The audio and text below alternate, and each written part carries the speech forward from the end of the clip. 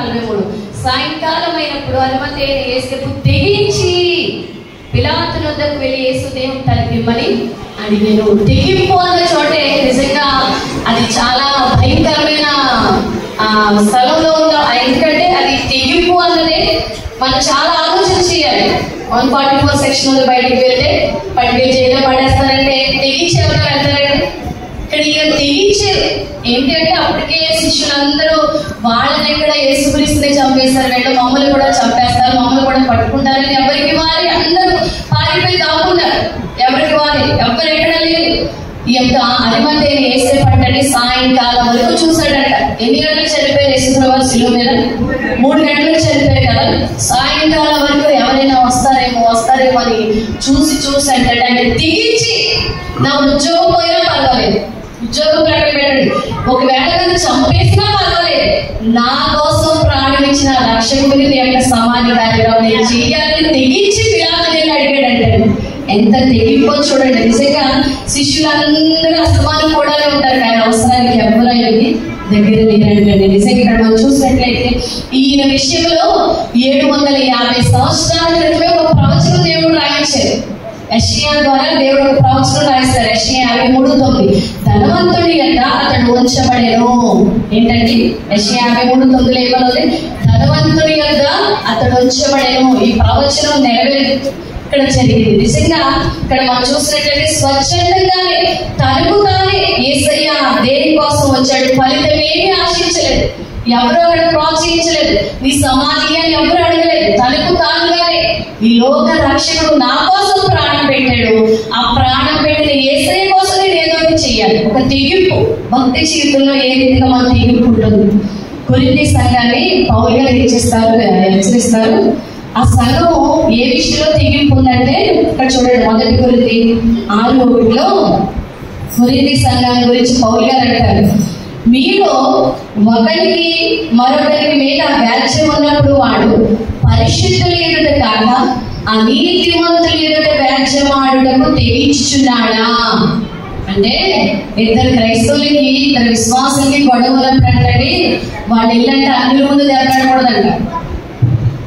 అందుకు ఆ సంఘం తెగిస్తుందంట. ఏం చేస్తున్నారు? ఈ కొరింథీ సంఘ విశ్వాసులు ఏం చేస్తున్నారంటండి, వెళ్ళి ఎక్కడ దెబ్బలాడుకుంటారంట? అన్నిల ముందు. అక్కడ ఏమవుతుంది? దాని విషయంలో మేము తెగిస్తున్నామేమో. సాధు సంఘమైన మనం చెప్తున్నా వింటున్నా మీరైనా ఆలోచన చేసుకోవాలి. భక్తి విషయంలో ఎంత తెగింపు ఉందో మనకి అనేది ఒకసారి పరిశీలన చేసుకోవాలి. రోమా 16:4 పౌలు గారు అకుల ప్రిస్కిల గారి కోసం కూడా చెప్తున్నారు. ఏమనంటే పరిచర్యలో నిజంగా వాళ్ళు కూడా స్వార్థం కానీ ఫలితం కానీ ఆశించకుండా నమ్మకంగా పరిచర్యలో ముందు కొనసాగేవారు. పౌలు గారు వెంట అక్కడ అంటారు రోమా 16:4 వాళ్ళు నా ప్రాణం వరకు తమ ప్రాణము ఇచ్చుటగానే తెగించారంట. అరణ్యంలో అడవుల వంట వాళ్ళు పరిచర్యలకు వెళ్తున్నప్పుడు రోజు సింహం అడ్డుపడినప్పుడు అంటండి, ఈ అక్కుల గారు ప్రాణం ఇవ్వడానికి ముందుకు వచ్చేసారంట. అంతగా తెగించారంట. నిజంగా భక్తి జీవితంలో మనకి ఎంత తెగింపు ఉంది. ఒక సాఫ్ట్వేర్ కంపెనీలో పనిచేస్తున్నాడు అంటండి ఒక వ్యక్తి, చాలా నిష్ట కలిగిన క్రైస్తవుడు అంట. మనకు మా కంపెనీ అంతా తెలుసు అంటండి, అతను ఎంత నిష్టగా ఉంటాడు. అయితే మేనేజర్ ఎలాగైనా ఇది పడేయాలి అని ఒకరోజు తిరుపతి లడ్డు పట్టుకుని వెళ్ళాడు. వెళ్ళినప్పుడు ఆయన లోనికి రాగానే లేచి నిలబడ్డారు. లేచి నిలబడినప్పుడు ఇద్దరు మళ్ళీ కూర్చున్న తర్వాత ఆ లడ్డు అంటండి ఆల్రెడీ తెలిసిపోతుంది కదా ఇతనికి, టేబుల్ మీద పెట్టిపోతాడు. సార్ చాలా అలాగే పడుకున్నాడంట.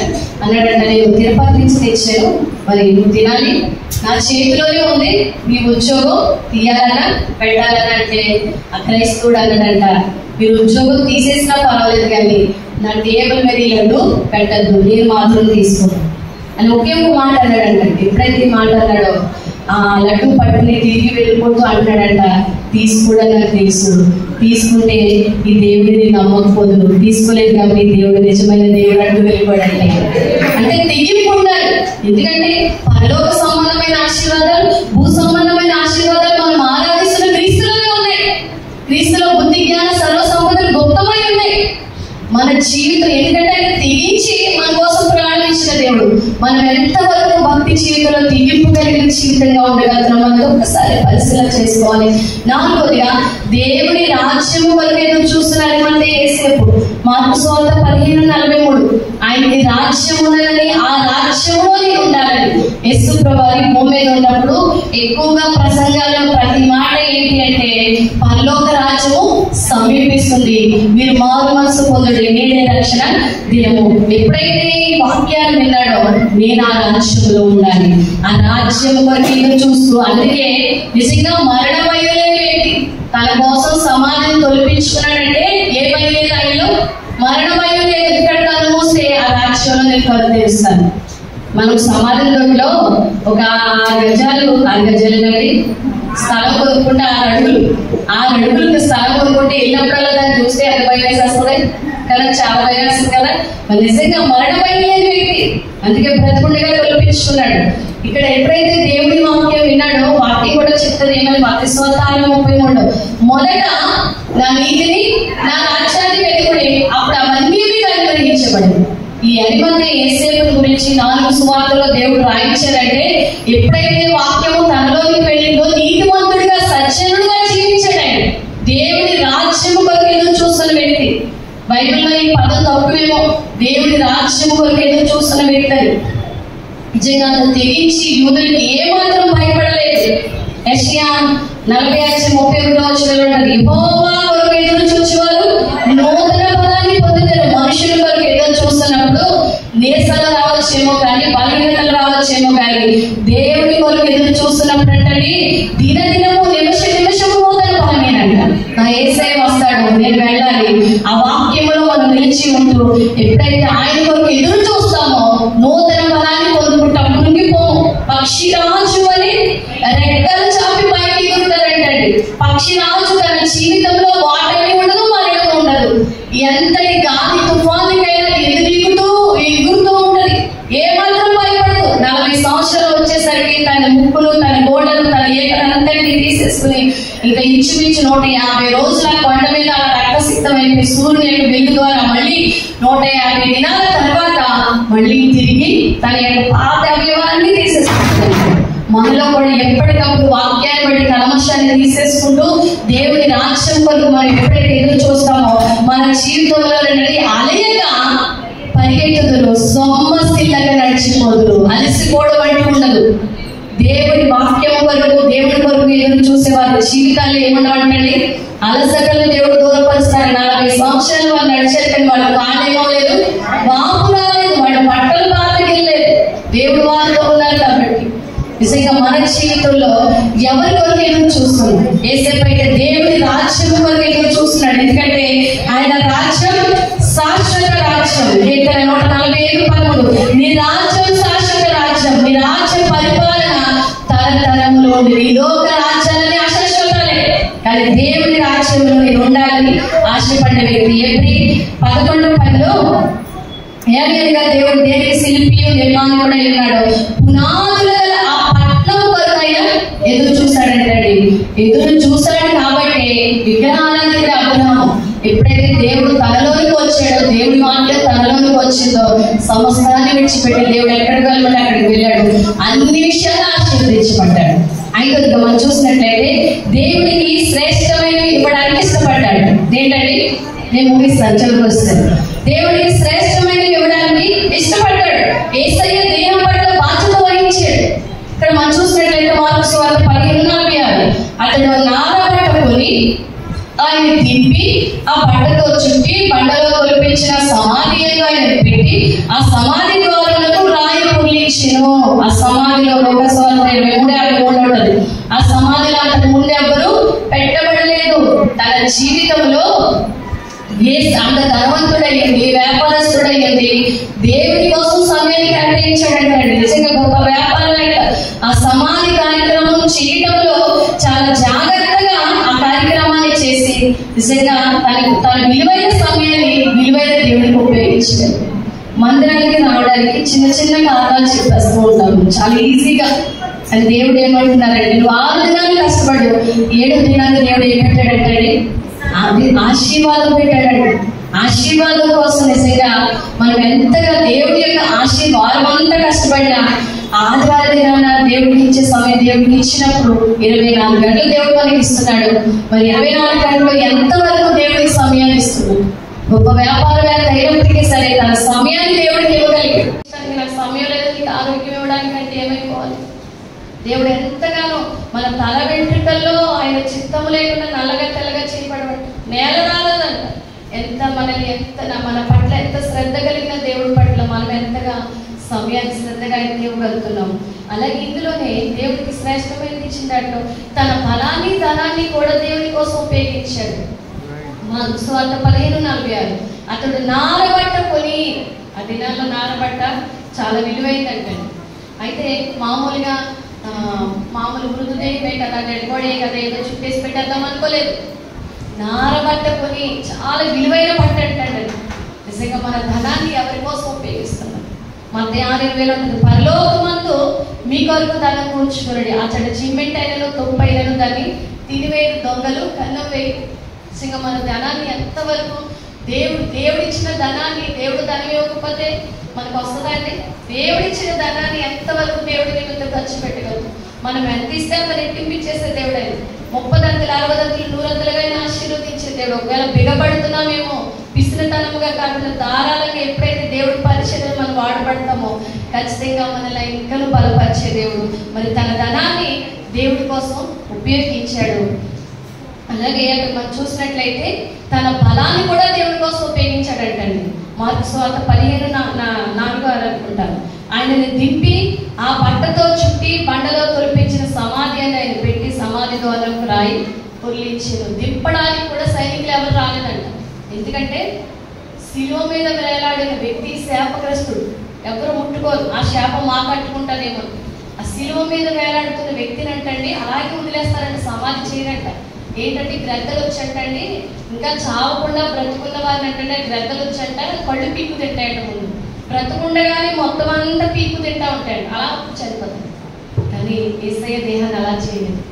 ఆయనే దిప్పి భుజాన వేసుకుని వచ్చి తన బలాన్నంతా ఆయనకు ఉపయోగించి మరి చక్కగా కార్యక్రమాన్ని చేయగలిగారు. నిజంగా బాధ్యత కలిగిన వ్యక్తి. ఇప్పుడు మనం యేసు దేహాన్ని మొయ్యక్కర్లేదు, కానీ ఆయన సువార్త అనే బాధ్యత మన మీద ఉండాలి. ఖచ్చితంగా సంఘం పట్ల, సమాజం పట్ల, పరిచర్యల పట్ల ఎప్పుడైతే మనం బాధ్యత కలిగి ఉంటామో, మన భారం కలిగి ఉంటామో, మన భారాలన్నిటినైనా తీసివేసే దేవుడు. ఈ 6 రోజులు కూడా విలియం కేరీ స్టోరీని మేము నేర్చుకున్నాం. ఆయన ఇంగ్లాండ్ దేశం నుంచి వచ్చాడండి. అంధకారంలో ఉన్న భారతదేశాన్ని క్రీస్తు వెలుగుతో నింపాడంట. ఆయన వచ్చేసరికి చాలా రకరకాల ఆచారాలు, ధనవంతుల ముందు ఎవ్వరూ నిలబడి వెళ్ళకూడదు, ముమ్ములు వెళ్ళాలి, ఎవరు గొడుగు వేసుకోకూడదు, చెప్పులు వేసుకోకూడదు, ఆడపిల్లలు చదువులు లేవు, భర్త చనిపోతే భార్య కూడా మంటలు వేసేస్తారు. ఇలాంటి ఆచారాలు ఉన్నప్పుడు అవన్నింటినీ రూపుమాపాడంటే సతీ సహనం తీసివేస్తాడు. బ్యాంకింగ్ వ్యవస్థ, ప్రింటింగ్ ప్రెస్, బైబిల్ చదువుతున్నామంటే 44 భాషలో తర్జుమా చేశాడంటే ప్రింటింగ్ ప్రెస్. ఆయనకి అంత అనారోగ్యమే, భార్య చనిపోయింది, బిడ్డలు లేదు, వచ్చిన మిషనరీలు కూడా అందరి వరకు వాళ్ళు వెళ్ళిపోతూ ఉండేవారు, పెద్దగా సహకారం తక్కువ. అయినప్పటికీ సరే దేవుడు నన్ను ఇక్కడికి పంపించాడు, నేను ఈ ప్రజల కోసం కష్టపడాలని తన బలాన్ని, తన ధనాన్ని, తన సమయాన్ని దేవుడి కోసం వినియోగించగలిగాడు. అంధకారంలో ఈ భారతదేశాన్ని క్రీస్తు వెలుగుతో ఆయన నింపగలిగాడు. ఇప్పటికీ కూడా అది చెప్పుకోగలుగుతున్నామంటే ఆ దినాన్న ఆయన నిలబడ్డ రీతిని బట్టే. నిజంగా మనం ఎంతవరకు దేవుడి సువార్త పట్ల బాధ్యత కలిగి ఉంటున్నాము. చివరిగా ఒక చిన్న స్టోరీ చెప్పి నేను ముగిస్తాను. పిఏ స్వామి గారు అని ఒక దైవజనుడు, ఒక డాక్టర్ రిటైర్మెంట్ అయితే ఆ మీటింగ్కి వెళ్ళారంట వాకింగ్ చెప్పడానికి. అయితే వాకింగ్ చెప్పేశారు, 10 నిమిషాలు ఇంచుమించు ఒక 10-12 నిమిషాలు వాకింగ్ చెప్పారు. చెప్పిన తర్వాత అక్కడ అందరూ డాక్టర్సే వచ్చారంట. అయితే ఒక డాక్టర్ వచ్చి ఆయనకి ఇంచుమించు ఇంకా రిటైర్మెంట్ అయిపోయే సమయం. అయితే ఆయన అంటారంట, మీరు చెప్పిన ఈ 10 నిమిషాలు 2 మాటలు నన్ను ఆకర్షించాయి. ఆ 2 మాటలు ఏంటంటే, మిమ్మల్ని ఎవరు ప్రేమించకపోయినా నా యేసయ్య మిమ్మల్ని ప్రేమిస్తున్నారు అని చెప్పాడంట. ఏంటంటే, మిమ్మల్ని ఎవరు ప్రేమించకపోయినా నా యేసయ్య మిమ్మల్ని ప్రేమిస్తున్నారు. అలాగే రెండోదిగా ఇంకో మాట చెప్పాడంట ఆయన. ఆ మాట ఏంటంటే, నీ పిల్లలు దేవుడికి దక్కకపోతే నీకు దక్కరు. ఏంటంటే ఏ మాట చెప్పాడు? నీ పిల్లలు దేవుడికి దక్కకపోతే నీకు దక్కరు. ఆయన ఈ 2 మాటలు పట్టుకుని వచ్చాడంటండి. అంటాడంట, పాస్టర్ గారు నా పిల్లల్ని పెంచి పెద్ద చేశాను, కుమారుడు కుమార్తె వాళ్ళ వివాహం చేశారు. ఇప్పుడు ఇంగ్లాండ్ దేశంలో చక్కగా స్థిరపడ్డారు వాళ్ళు, డాక్టర్స్ కానీ అక్కడే ఉంటున్నారు. మొదట్లో ఏదో కొద్దిగా ఫోన్ చేసేవారు, తర్వాత మొత్తానికి మానేసి ఇప్పుడు అది లేదు. ఇప్పుడు మాకు ఏ మాత్రం మమ్మల్ని వారు పట్టించుకోవట్లేదు. నిజంగా మీరు అన్న మాట నిజమే. మళ్ళీ ఇంకో మాట ఏమన్నారు, మిమ్మల్ని ఎవరూ ప్రేమించకపోయినా నా యేసయ్య మిమ్మల్ని ప్రేమిస్తున్నాడు అన్నారు కదా. నిజంగా ఈ యేసయ్య ప్రేమ నా చుట్టూ ఉన్న డాక్టర్స్ అందరూ కూడా దేవుడు నమ్మిన వారేనండి. ఈ యేసయ్య ప్రేమని గురించి ఈ 40 సంవత్సరాల్లో ఒక్కరు కూడా చెప్పలేదు. ఒకవేళ చెప్పుంటే నా బిడ్డలు దేవుళ్ళో పెంచుదురేమో, నాకు వాళ్ళు తక్కుదురేమో. కానీ ఇప్పటికైనా నన్ను ప్రేమించిన వారి కోసం ఆలోచించకుండా నన్ను ప్రేమించే ఆ యేసయ్య నాకు కావాలి, ఆ యేసయ్యను గురించిన మాటలు ఇంకా నాకు చెప్పండి అన్నాడంటాను.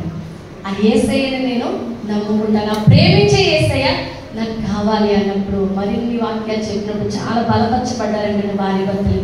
మరి నిజంగా దేవుడు మనల్ని ఎక్కడ అడుగుతాడు, ఎంతవరకు మన స్నేహితులకి, బంధువులకి, ఇరుగు పొరుగు వారికి దేవుడి సువార్తను ఒక్క మాటైనా వాళ్ళు బలహీన సమయాల్లో, అనారోగ్య సమయాల్లో ఒక్క మాటైనా దేవుడి గురించి చెప్పగలుగుతున్నాము అనేది పరిశీలన చేసుకోవాలి. మరి మనం చూసినట్లయితే ఫస్ట్ పాయింట్ ఏంటి, యేసయ్య శిష్యునిగా ఉన్న అరిమతెయ యోసేపు శిష్యుడికి ఎన్ని లక్షణాలు ఉండాలి? 3 లక్షణాలు. వాక్యమందు నిలవాలి, తగ్గించుకోవాలి, ప్రేమ కలిగి ఉండాలి.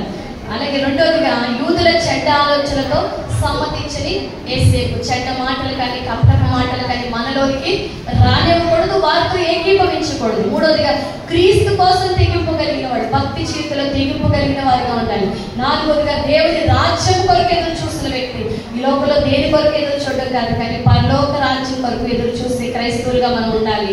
ఐదోదిగా దేవుడికి శ్రేష్టమైనవి ఇవ్వడానికి ఇష్టపడిన వ్యక్తి. మన జీవితంలో శ్రేష్టమైన సమయాన్ని, బలాన్ని, ధనాన్ని ఎంతవరకు దేవుని కొరకు మనం వినియోగిస్తాం అనేది ఒకసారి మనం పరిశీలన చేసుకోవాలి. దేవుడి వాక్యాన్ని దీవించిన కాక మోకరించండి, ప్రార్థన చేసుకోవాలి.